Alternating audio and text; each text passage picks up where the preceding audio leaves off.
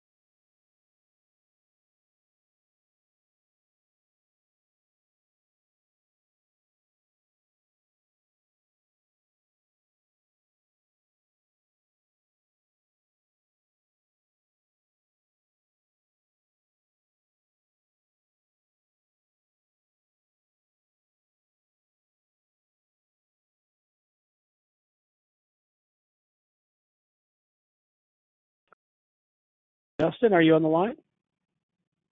Yeah, you bet. Awesome. And I think we're unmuted now, right? Yes.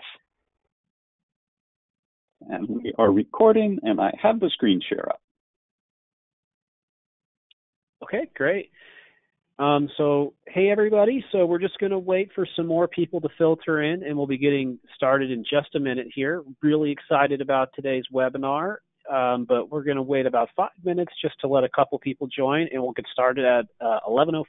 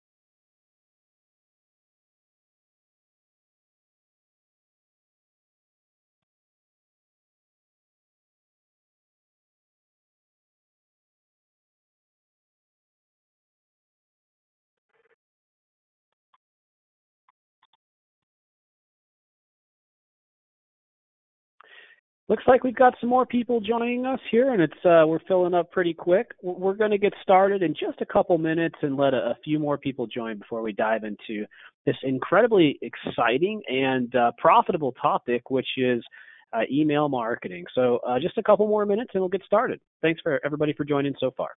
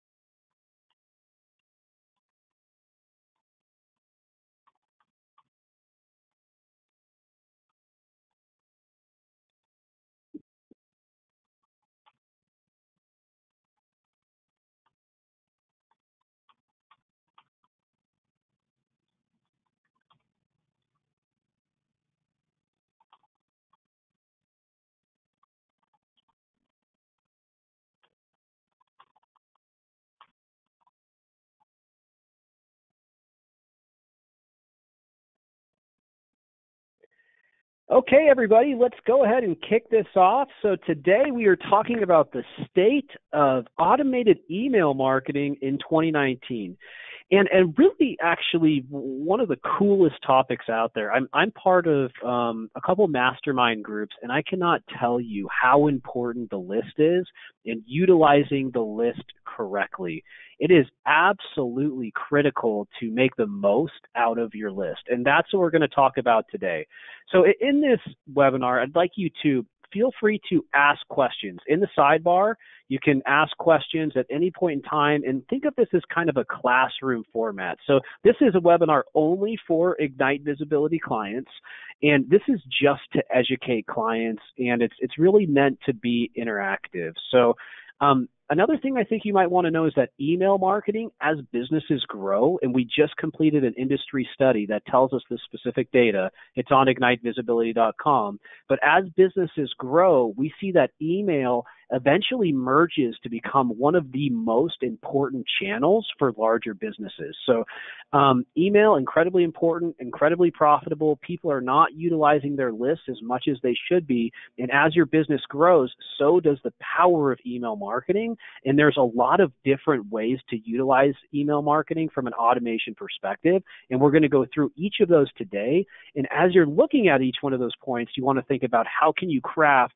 your specific automation strategy around each of those points so that it really works for you. We're also going to go through some case studies, some things that I've set up personally, some things that Dustin set up, things that are basically getting subscribers and making money, in our sleep or in our client's sleep. And this is the vision that we have for you guys. We want this to be a working channel that really gets you a return. And so that's what we're having today. This is an exciting class and one that I think is going to be a lot of fun. So let's go ahead and keep moving, and I'll introduce kind of our main speaker today. And he is Dustin Bailey. And Dustin, why don't you go ahead and just tell us a little bit about yourself and then walk us through the agenda. Thank you very much. It is a pleasure to be reaching out and collaborating with you guys on a subject that, I'm really passionate about, email marketing. I've just reached my 20th year doing digital marketing, and, I'm still as excited as ever. And, I run the email department here at Ignite. I like to say that we help brands reach their full email marketing potential. But I've been around the industry for quite some time. And, I've been on client side, like you guys, growing a brand.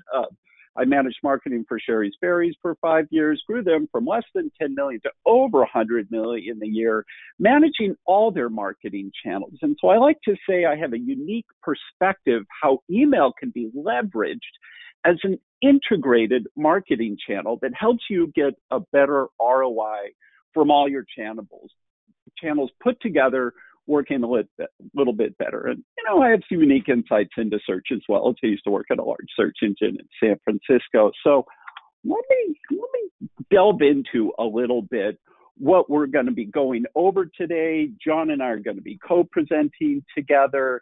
And again, ask questions along the way. We want this to be collaborative with you guys. You guys are our clients. We're honored to have you. And we look forward to being, long-term business partners with you guys. And that's one of the reasons we're sharing this to you, because we see that there are underutilized opportunities in email marketing that are incredibly strategic and can help distinguish your business. So we're going to be going through a personalized welcome email case study. We're going to be looking at some best practices for abandoned cart. We're going to talk about webinar emails, transactional emails, the very important review request, reactivation, and survey emails. So I look forward to getting into these topics with you. And let me key up the importance of email seen from a study that we did here. I took a normalized study from Google Analytics that looked at average revenue contribution for brands that had mature email programs. And I'm going to go into what that looks like. But seen here, we can see that for brands that are doing email right, they're getting 25% of their revenue from email. And, email is a bit of a last in, but again, email's like a catalyst here that's helped delivering a better ROI for organic search, paid search, social, all these channels, bring people to your site and begin an engagement that email lengthens. So it's really important here, email's place to, get that, best ROI, to operate email on firing on all cylinders. And, I'm not going to go in too deep into these 5 pillars. We're going to be touching on personalized emails, automated, which, is one of our 5 core pillars. But the other one is advanced opt-in, getting people to sign up with your list in a lot of creative different ways. We'll touch on that a little bit. We'll spend most of the time talking about personalized automated emails. There's full list deployments, and I think a lot of brands are taking good advantage of sending regular full list campaigns, and it's the automated emails that they need some assistance. They can be more technically difficult to execute, and they might need a little bit more strategy. We're going to bring that to you. Some of the other pillars of email, making sure that you're mobile responsive, remembering that mobile is the dominant device in the internet today. And email is an amazing platform to test and uncover hidden subscriber preferences that nobody else is going to know about. So again, we're going to focus on personalized automated emails today. And here's a study that I think is a good place to kick us off going into it, that iterates the incredible opportunity here, because by the numbers, less than half of brands are really getting these automated emails set up correctly. We see that less than 0.5% have multi-step welcome emails for new contacts. 28% doing transactional emails. So as we're going to see from some studies and some results, these are incredibly powerful emails that you can set up. But there's a strategic advantage here because not everyone's doing it. So you can really distinguish your business by promoting these types of email campaigns that we're going to be talking about. So let's get into And Dustin, one. could I just, I'd like to just chime in on that last one just a little bit. I mean, of course. If you could, I would look at this and use this as a template for your own business. This is your checklist, right? So everybody who's on this is a smart marketer, right? I can see the list, right? We've got a bunch of really smart clients on the list right now and who are attending this. going down this and thinking of this as a checklist and then marking it off for your individual business will make a huge impact, a huge impact. Just setting up a welcome email through every single step in your funnel, that's an automation that asks somebody for something more is going to make a major impact. For example, having an automation email that comes after a pop-up that asks somebody to subscribe to something different, or pushes them an educational material, or offers them a transaction, or leads them down into a multi email funnel where you're offering them multiple different things. These things take one transaction or one opt-in and then turn them into multiple different opt-ins. And I'm going to go over an example of this, but what we're not seeing, and I've been through every single client's analytics account, and I know what it all looks like, we're seeing that 90% of the clients and the industry in general, especially businesses usually under the $10, $20 million mark, when they get over 20 million, usually the $20 million businesses have really seen the value of the list size and they're investing more in the list, and they've got somebody working full time on this type of stuff. But really putting in the time to go through this and making this work for your business, you're going to see that channel grow to that 25% that Dustin just mentioned. So I just wanted to kind of mention that, because I think like this was one of the most important slides, using this as a checklist to build and audit your current email marketing program. So I just wanted to point that out. Thank you. At whatever stage of your growth, there's particular strategies that are pinpointed right for you. Earlier in the stage, just growing your list and engaging with it. So, if anybody has any questions or like some custom insight from our team, again, we're here to help you. So let's take a look at this case study, getting in here. Personalized emails generate 6x higher revenue than non-personalized revenue. So, a number like that, great, bring it on. But really, how do you get the personalized inflection in your emails that are going to help to achieve that higher goal? Well, that's what we're going to focus on going through this campaign. And, I like to say that the one size fits all for email opt-in is now irrelevant. I mean, it used to be, the standard best practice for emails. I have a very hidden place on your website where people can choose to opt in to your, it's fine to still have those, but there's a lot, but, just relying on that to grow your list and get that personalized insight, all you get is an email here. And there's not really much you can personalize on that. So, just relying on this as a list growth strategy, you're leaving some things. And let me make a comment on that too. So sure. On that point that Justin just said, that email opt-in right there, everybody, I have one on Ignite. I've seen them on other client sites. That email opt-in right there, subscribe to our mailing list with no benefit, that's like irrelevant, absolutely is the right word. But I mean, the idea is like that will probably get 5 opt-ins a month for a website that has 100,000 visitors a month. 5 opt-ins a month, okay? That's a number that we can all understand. You fire a pop-up and put in place a really good pop-up strategy or a nudge strategy and some of these other type of email acquisition strategies that we're going to go into in a moment, and you do that correctly, you're looking at more like 30 to 100 emails a day from those type of strategies that you're collecting and then you're putting into an automation sequence. So if you're just doing this and you're afraid of pop-ups and you're afraid of a nudge or something that has some type of animation, don't be. The returns are massive. So I just wanted to further Dustin's point there in that is not the best way to get subscribers. You'll never build a list at the speed that's going to have a massive impact on your business. Very good point. With these new tools, the web experience is becoming more conversational, and you can see the user's path in greater granularity that allows you to communicate more effectively. So how do you start? How do you learn where people are, where's the right funnel moment to engage with people. And I always direct people to go study your exit pages. Where are people peeling off the site? And there is a great opportunity to fire that exit initiated pop-up and get people onto the list.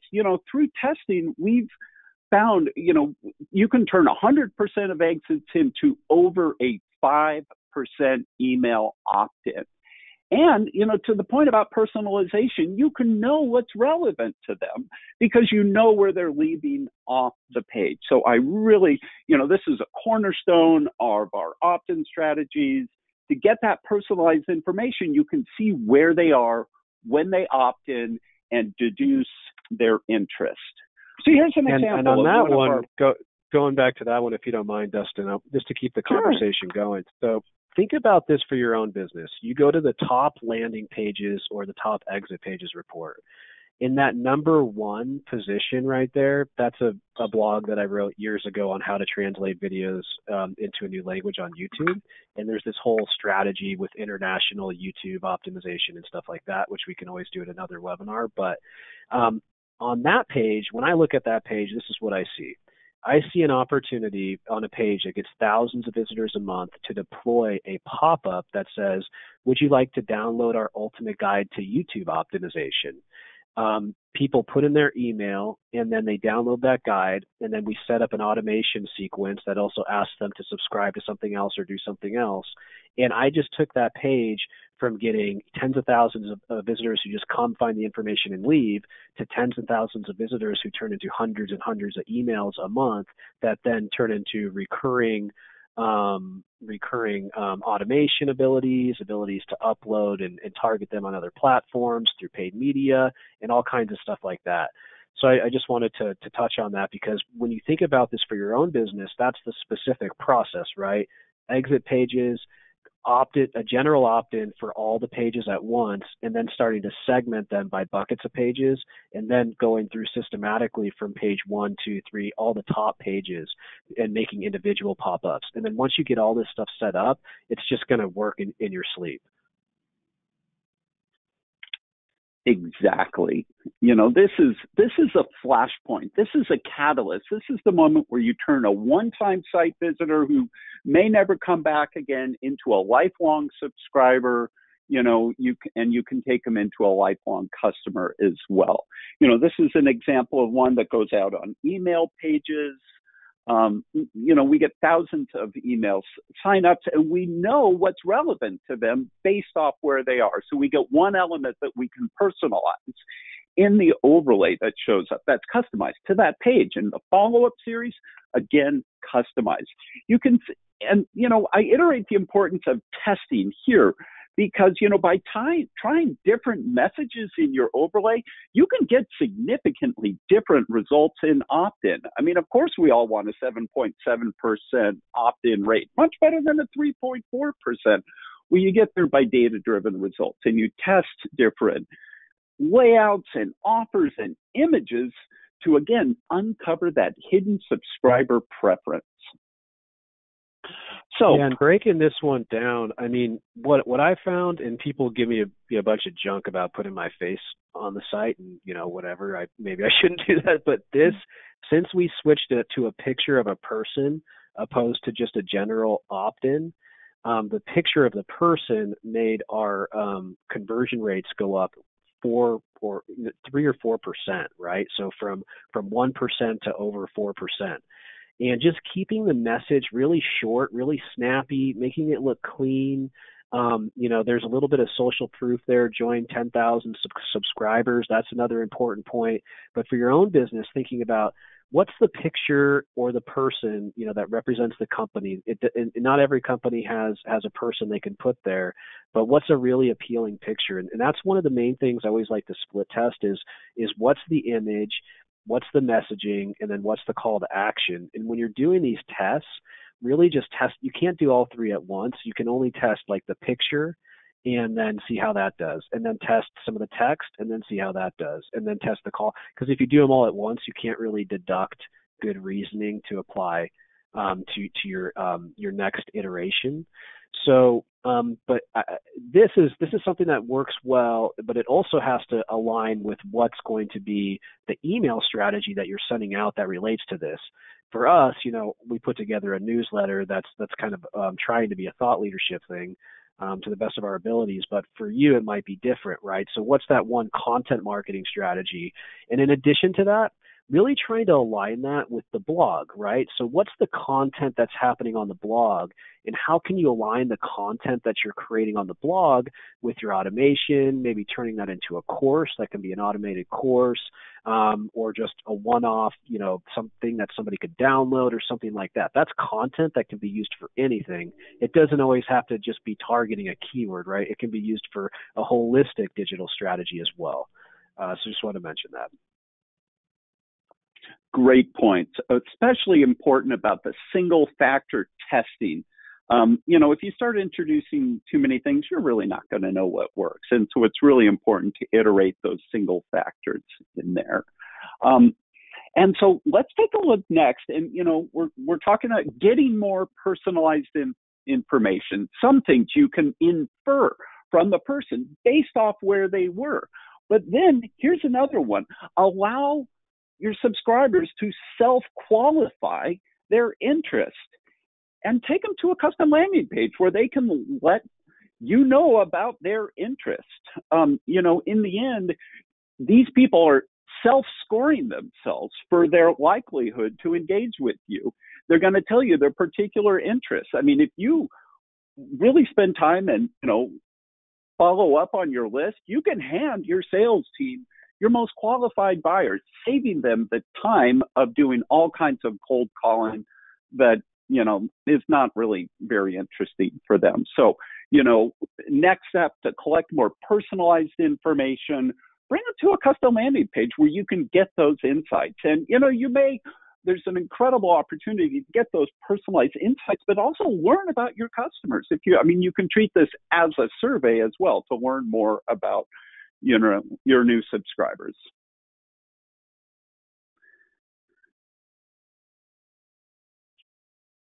Handsome picture of our new building there as well.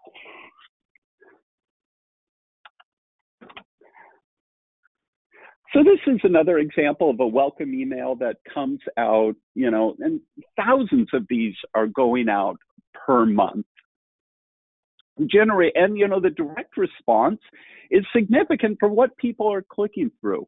It's such a lost opportunity when I see a welcome email that comes in and all it is thanks for subscribing. There's no way to engage any further with a specific call to action. You're in the opportunity, the biggest opportunity that you have to engage with someone in email and set the pattern for, improved deliverability. A lot of brands are still missing that. So, incorporate links to what's specifically interested for these subscribers.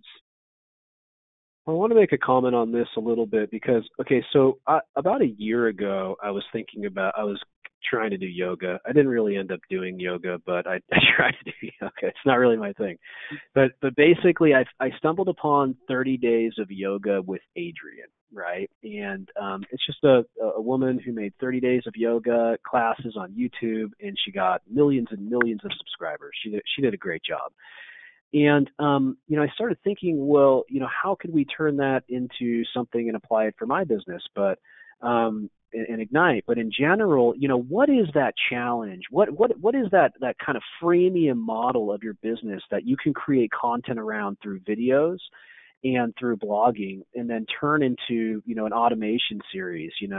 If I were a gym or something, and I'm thinking about Q1 and everybody's trying to get it back in shape, what's the 30-day challenge? And, download our free 30-day challenge. You get them into, you capture their email address. They get one different fitness thing a day, and that has them learn more about you. And then eventually, you try to get them to come and become a member.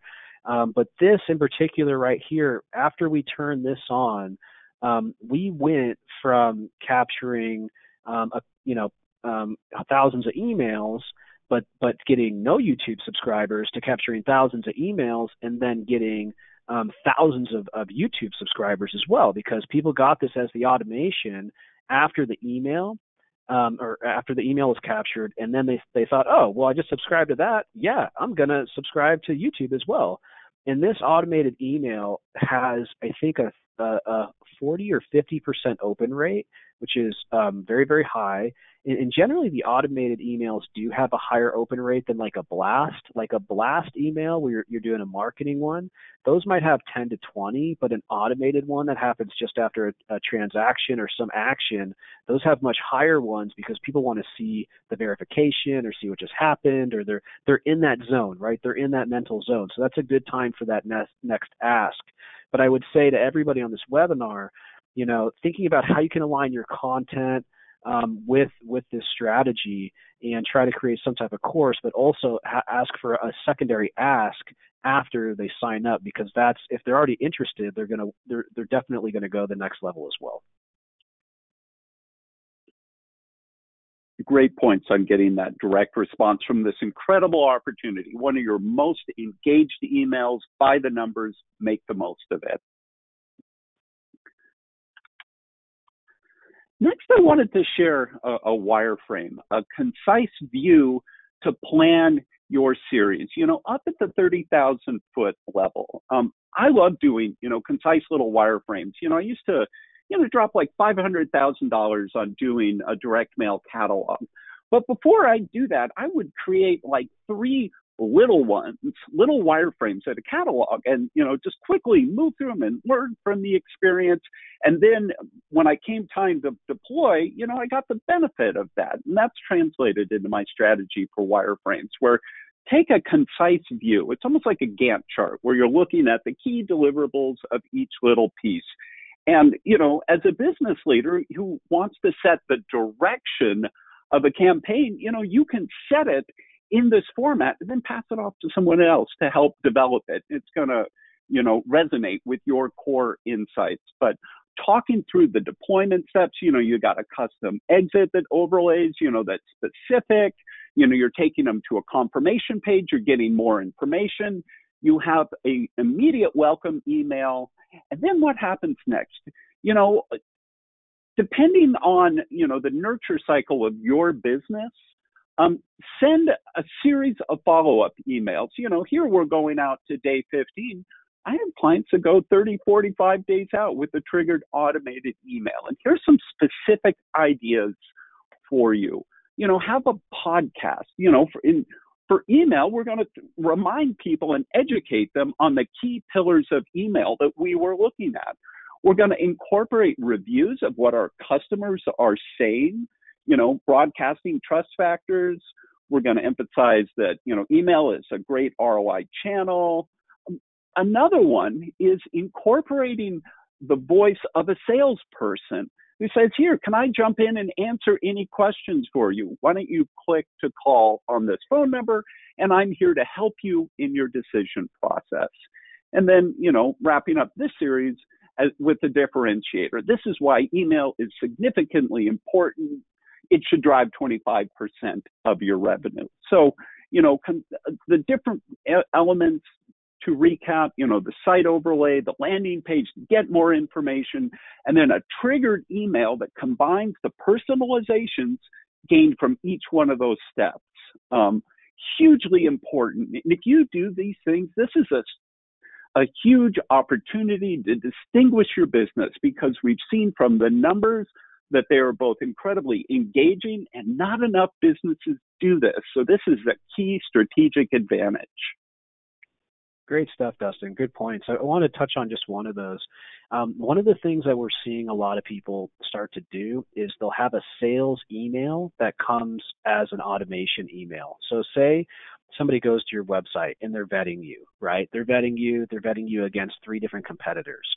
They go in, they fill out the lead form, and then that's it, right? Maybe 56% of people don't even have an autoresponder, but say you are one of those people who has an autoresponder, you say thank you. What if instead in that autoresponder, you had a sales email that talks about the main benefits and why you're the right choice? Half the time, these people don't even get back to you, right? But if an email comes automatically and it has a 1 to 3 minute video that talks about why you are the best selection, and they end up watching that, they get that in their head, they get into some type of automation, that's going to have a huge impact as to them choosing you over the competition, assuming it's a good video, right? And then in addition to that, there's one other thing that we're seeing that's kind of interesting. If you're in the B2B space, we're seeing that a lot of people are doing, like, say there's only 1,000 people that you can work with, or 100, or some number that's niche. What we're seeing people do is put together a personalized email, a personalized video, or a unique video that aligns with that specific sector, and then they'll put together a personalized email and then email that video to them. And this actually happened to us when we were looking for our new office space. A gentleman was emailing us about how they had helped similar people find office space, and it was a sales type of video, and he had done a really good job. And I actually almost considered switching from our current person and going to him. We stayed with our current person. He's a great guy and got us a great space. But these type of things do work, and that's just the power of email. So those two-pronged approach strategies, one's the outbound strategy, the other one is that secondary strategy where you've got that sales email as a follow-up to kind of reiterate the benefits and the competitive advantages, are two things that I think a lot of people could benefit from. Great points. This is reaching out to people over this very important nurture period. I mean, it's integrated. It most often starts with somebody on a search engine looking for something very specific, or similarly on a social media site, they digest some content on the website, and now when they leave the site, they're still in market a lot of the time. And now you can provide them exactly what they're looking for to help their decision. People really appreciate that, and that's like a flashpoint to form a very lasting relationship. Following up on that, I emphasize here, send enough welcome emails to effectively nurture your average conversion period. Now, I remember back selling chocolate-covered strawberries. 70% of the time, people converted their first time on the site. It was an impulse purchase, which is great. And, in that circumstance, that nurture period was pretty short. Yeah, we can add value through email, but, retention was more important. For other businesses that have longer incubation periods, like I know insurance, the average conversion period is 15 days. Oh, I need to talk to my wife about that. Sending relevant information during that period can influence very expensive conversions and, again, form that lasting relationship. So, in general, retailers that send a series of welcome emails see 13% more revenue than those that just send one. I would say that there's an added benefit here, too, and that's your deliverability of your email campaigns. Service providers are watching the engagement of your campaigns. And if you're just sending one email, well, maybe some people open it, but nobody clicks on it, that's a threat to your future deliverable. They're saying, oh, those people aren't that engaged. But if you send that whole series of campaigns that, refreshes the click and keeps people engaged, that's going to influence your deliverability over the long haul and help you to continue to reach the inbox.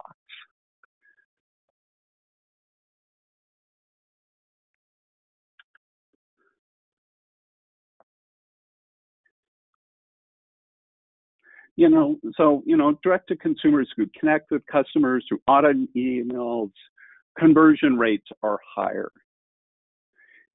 Use these to nurture customers through the funnel steps. You'll get that higher conversion rate. I wanted to share some examples of a, customer welcome email that we send out here, inviting a click. We want to listen to you in a customer survey at all times. Seek that customer feedback. Here's an example of another welcome email that goes out, clean, concise, e-commerce based. I would call to, your attention to the importance of having those review starts. I mean, I know from testing, and that I've done through split testing, again, that single factor where half of the population went to a regular e-commerce site. The other half went to a split copy, but also had reviews on it. That had an 8% conversion increase by having the actual customer reviews. And they don't all have to be 5-star, but of course we want them to be. But iterating those trust factors into your email, you're leveraging that learning and eliciting a stronger click-through rate and a stronger conversion rate. And one point on this I would make is that, with every business, every customer has a journey, right? And what I find is that a lot of business owners, and some do and some don't, and maybe many people on this have, but they don't plot what their ideal customer journey looks like, right? And I think that is important because it really aligns with your email and your automation strategy as well. So how do you attract the customer? Once the customer starts, what's the next intended thing that you'd like them to do, and then the next thing, and then the next thing, and then the next thing, right? So for Lancer Skincare, for example, who's been a client for a really long time, and I can't go into too many details, but just basically, a customer signs up, they want them to immediately be upsold in this example with another 10% off. And if somebody just bought and they get another coupon, they've probably got a pretty decent conversion rate, which I can't name on that next upsell, right? But then thinking about as you go further and further, there is mapping that out on a whiteboard and then putting in place a basic framework just based off of kind of like your own gut feeling of how the customer would deal with it. And then once you start getting some data, tweaking it and applying it. And what you'll see with these automation series is, so say you've got like 15 steps. What you can do is you can get funnel visualization and you can see where people are unsubscribing, where people are dropping off, where you're making the most money, and where you're making the least money. And then you can go back through and reorder things, change text, and stuff like that. So that's an important point because if you map that customer journey, then you would apply it to your emails as well. Great points about making decisions based off data. We're in such a rich medium for insight of how people are behaving. The marketers that leverage that truly excel. One other quick point I'd make on this one is that, this is not all just a solid image. This is a compartmentalized template that collapses on the mobile space. So each of those images renders larger and renders appropriately. In some cases, I've seen emails that rely too much on just a single image, and there's trade-off. I still get images turned off when I receive things on Outlook. And so, having that text, you're going to elicit a stronger click rate. Here's another immediate welcome that we sent out that had a value proposition. It was time bound and offers a free consultation. Again, call remembering that so many subscribers are on a mobile device. I like to say that, with the rise of mobile, email inherited a new call to action. It used to be driving them through a couple of steps of online conversion. Now, somebody on a small device, they're not willing to do that as much, but they are willing to begin a phone call and speak with somebody who can help them. So, having that click to call, if you can support it, agents love these calls because very often, they're doing outbound calls all day long, and it's such a long journey to get interest. And when they get that inbound call, somebody who's, nurtured off one of these email campaigns, all their questions are answered and they're ready to convert. So do incorporate click to call as you can. Also communicate with time-bound value. I wanted to go into another really important automated emails. One of the most financially lucrative ones is the abandoned cart series, and I'm highlighting best practices of when they should be sent. sending one hour after the abandonment, then one the next day, then one 3 days later. It seems simple, but I'm surprised at how many e-commerce retailers don't even do that. And it's a huge financial opportunity to get these right. Showing an example that I, collaborated with at ProFlowers. This is an example of an abandoned cart, so important for them. They've split tested every single aspect of this page. So this is like the workhorse that has emerged after over, 50 significant tests, each getting better every single time. And, broadening that beyond just, the cart abandonment, there's some other opportunities to send these. If somebody's on a product page and then exits, that can also trigger a similar re-engagement series. And, if somebody doesn't complete a multi-step form, another great opportunity to send a reminder to nurture people to that next step. It's like, oh, I had to go pick up my kids. Yes, I do want to come back and complete that. Email can trigger that follow-up behavior at those key funnel steps where somebody may be falling off.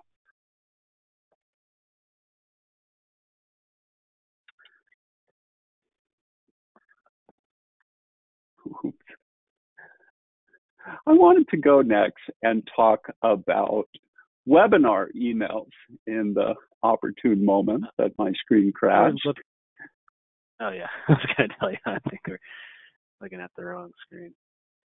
Yeah, right when I went into that. And just so everybody knows, we have another 5 or 10 minutes or so, and then we'll be taking questions. So, yeah, I would have a webinar like what we're doing, recorded, and then introduce it into your automated email stream. If your salespeople are answering over and over and over, record it and then give it to people, and then they will come back more educated, more ready to purchase, and you're just taking friction completely out of the process and streamlining your organization. Yeah, this is our customer email. One other that I wanted to iterate was the importance of asking for a review after your customers had an experience. Put that in your transactional series and, ask people to go write a review. This will pay back broadly into your other marketing channels. You're adding user-generated content onto your website and onto your review pages. You can use those stars in your paid search results and elicit a higher click-through rate, which is going to deliver you lower costs through a higher quality score.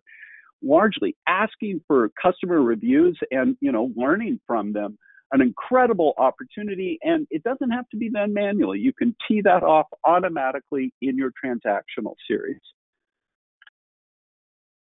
Another one that you can get some great insights on are Net Promoter Score. Now, this is for you guys to learn more about your customer and run this over time and see how you compare to same period last year, and align your initiatives to how people are rating you. How was your website experience today? How was your customer service experience today? How was your product experience? See where your strengths are and any opportunity is to improve it. Net Promoter Score is a key indicator of the health of your business, and it's one of the first places that you're going to pick up on significant changes. I would say on this, when we have been surveying customers quite a bit, and we hope that you take the survey that we just sent out yesterday. But we're always constantly looking to improve and bring more value, and I know everybody on this call is as well. So going through those points and trying to improve is a great thing to do. And so the Net Promoter Score, really easy thing to set up. You can set it up very quickly within something like a SurveyMonkey, and that's generally more on a kind of a B2C or business to customer side, and a little bit less on a on a person to person, less on an e-commerce side. But just definitely something that every business should be doing is surveying their customers on a continual basis, because it just kind of creates this framework just to make the organization better and better and better. So I just wanted to chime in on that one. Good points. I wanted to iterate here that, you guys have some internal email opportunities that we hope you're making the most of. Very often, we're a one-stop shop for a lot of different ways to help you with your email programs. You might task us for running the whole channel. You might task for us for developing parts of your automated series. We're a one-stop shop to help you get the most out of your email marketing and realize that greater ROI from your other channels as well. So this is concluding our presentation here. Thank you for joining. We really appreciate it. We hope you'll send in some questions and we can listen to you guys, and here's some opportunities to stay connected with us. Awesome. So the first question is, how many steps should a automation campaign be? Dustin, do you want to maybe take that and talk about how you kind of come up with a framework there? Yeah, my general answer is send 7 welcome emails over the first 30 days. That's my first off-the-cuff remark. Having not looked into your analytics and seen the average period of first contact to conversion, depending on, how much nurturing your decision cycle is, time the number of automated emails around that. So, if it's only taken a couple of days from first contact to average purchase, focused on, the first 5 days. If it's a more, thought out experience and, it's a 15 to 30 day cycle, adjust your automated series to adjust that, to reflect that period, and help them make those decisions during those times by answering their questions, by providing them with the sales force, give them the webinar. So, off the top again, 7 emails, but, look closer at your data and form your strategy around that. That's what we help clients do.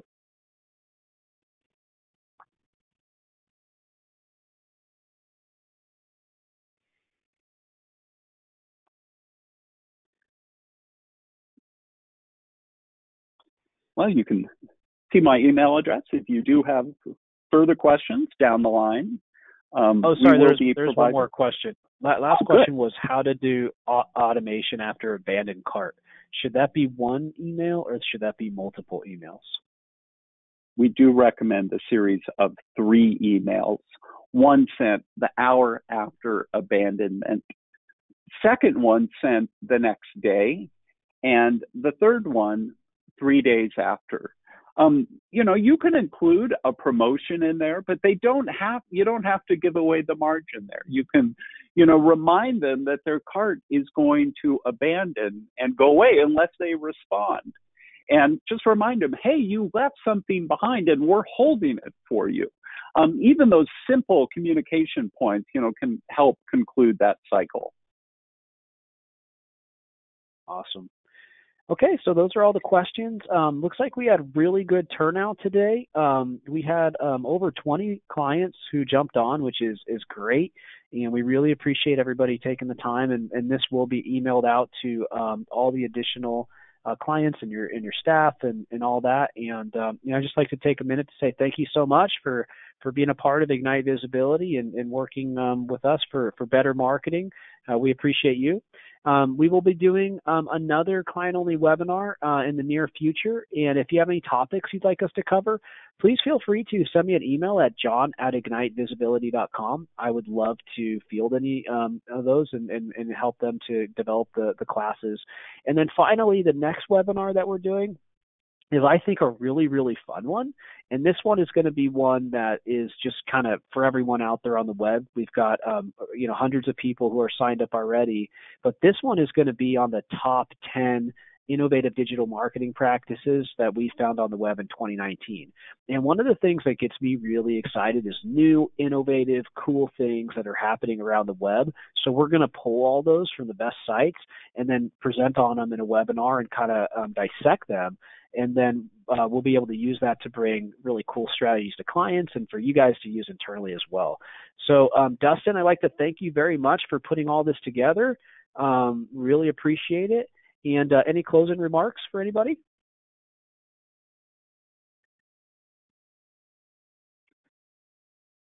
Well, thank you for joining. We value your relationship, and thank you for hosting, John. It's a pleasure to collaborate with you. Awesome. Thanks, Dustin. Have a great day, everybody. If you need anything, let us know. Any feedback, send an email to dustin@ignitevisibility.com or john@ignitevisibility.com, and we'll talk to you soon. Have a great day. Bye. Bye.